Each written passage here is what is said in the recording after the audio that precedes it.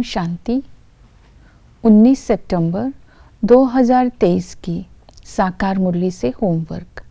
आज की मुरली से हम लक्ष्य लेंगे, संगम युग पर कमाई कर ऊंच पद पाने की तकदीर बनानी है।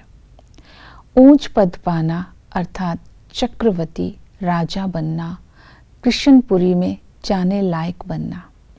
इसके लिए आज हम दो बातों पर अटेंशन देंगे। बाबा ने याद के ऊपर और सर्विस के ऊपर अटेंशन दिलवाई है और याद की भिन्न भिन्न युक्तियां बताई है। इन युक्तियों को स्मृति में आज सारा दिन रखेंगे। याद के लिए बाबा ने कहा, याद का पुरुषार्थ करने से कर्मातीत अवस्था को प्राप्त करना है, श्रेष्ठ बनना है। जितना याद में रहेंगे उतना आत्मा श्रेष्ठ अर्थात पवित्र बनती जाएगी। इसलिए जब तक जीना है तब तक याद में रहना है। ज्ञान की बरसात तो होती रहेगी। तो बाबा ने कहा, जो कर्मातीत अवस्था वाले हैं, जो ज्ञानी और योगी बच्चे हैं, उनको अंत समय बाबा वैकुंठ का साक्षात्कार कराएंगे। तो आज याद की जो विधि बताई बाबा ने, पहली विधि है देही अभिमानी बनना है।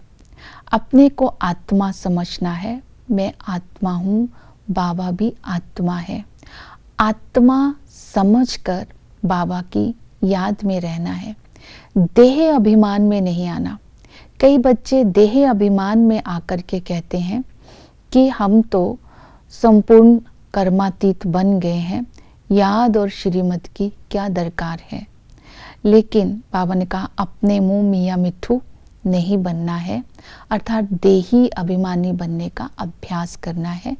दूसरी विधि बताई, देही अभिमानी बनना अर्थात इस देह रूपी धरनी के आकर्षण से स्वयं को मुक्त कर, बंधन मुक्त फरिश्ता बनकर याद के बल से अपने अंदर की कमजोरियों को निकालने का पुरुषार्थ करना। तो इस विधि को ध्यान में रखेंगे। दूसरी याद की विधि बताई, संबंधों से याद।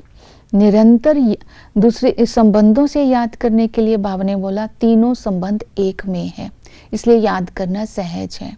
पिता के संबंध से याद करने के लिए बाबा ने अटेंशन दिलवाया कि इस संगम पर बाबा हमें स्वर्ग का वर्षा देते हैं, तो इसलिए उस मोस्ट बिलवेड बाप को याद करना है। ये बाप का संग कोई महात्मा का संग नहीं है, ये सत्य का संग है। तो वर्षे का अधिकारी बनना है। टीचर बन करके वो हमें राजाई पद की बादशाही, राजयोग की बादशाही दिलाते हैं। इस नशे में रहना है कि हम स्टूडेंट हैं, स्वयं भगवान टीचर बनकर हमें पढ़ाते हैं, तो हम नंबर 1 ऊंच पद पाने के अधिकारी बनते हैं। सतगुरु बनकर के हमें पावन बनाते हैं और शिवालय में ले जाते हैं। याद की तीसरी विधि बताई, कर्म योगी बनना अर्थात निरंतर याद का अभ्यास करना। काम काज करते भी शिव बाबा को याद कर सकते हैं।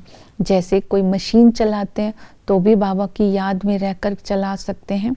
माखन निकाल रहे हैं तो यज्ञ के लिए माखन निकाल रहे हैं। भोजन बना रहे हैं, यज्ञ के लिए भोजन बना रहे हैं। इस तरह काम काज करते जब बाप की याद में रहेंगे तो ताकत मिलेगी। तो बाबा ने बोला, शिव शक्तियाँ अगर भंडारा संभालती हैं और बाबा की याद में भोजन बनाती हैं, ये प्रैक्टिस करते हैं, तो शक्ति भी मिलेगी। तो इस तरह आज याद कर्म योगी बनकर याद करने के लिए बाबा ने अटेंशन दिलवाया। फिर याद में रहने के लिए स्वदर्शन चक्र भी फिरता रहे बुद्धि में। तो बाबा ने कहा बहुत फायदा होगा, क्योंकि स्वदर्शन चक्र फिराने की जो विधि बताई कि सतयुग में संपूर्ण निर्विकारी दुनिया थी, उसको डिवाइन निर्विकारी दुनिया कहेंगे।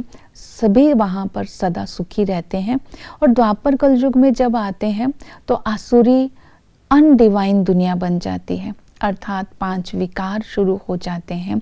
तो संगम पर बाबा आकर के बीज और झाड़ का ज्ञान देते हैं। उस बीज और झाड़ के ज्ञान में सब आ जाता है और इस ज्ञान से, याद और ज्ञान से हमें बहुत ही फायदा होता है। हम अपने खाते को जमा कर सकते हैं, कमज़ोरियों को निकाल सकते हैं। बाबा ने स्मृति दिलाई, तुम जब ब्राह्मण बनते हो तुम ही फिर देवता बनते हो। तो बाबा ने धीरज दिलवाया कि तुम्हारे सुख के दिन अभी आ रहे हैं। तो इस तरह जब हम स्व का दर्शन करेंगे फिर भी बाबा की याद रहेगी।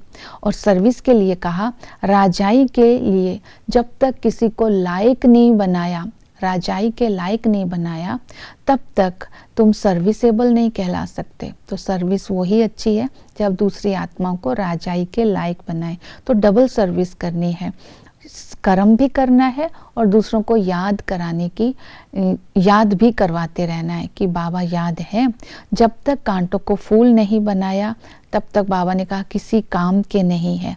और सेवा भी सच्चे दिल से करनी है, वही नंबर 1 सेवा है। ड्रामा का राज समझाना है, 7 दिन का कोर्स कराना है, परमात्मा सर्वव्यापी नहीं है ये बताना है, नंबर 1 नारायण पद पाने के लायक बनाना है। ऐसी सर्विस करनी है, तब हम भविष्य में ऊंच पद पा सकते हैं, चक्रवर्ती राजा बन सकते हैं। ओम शांति।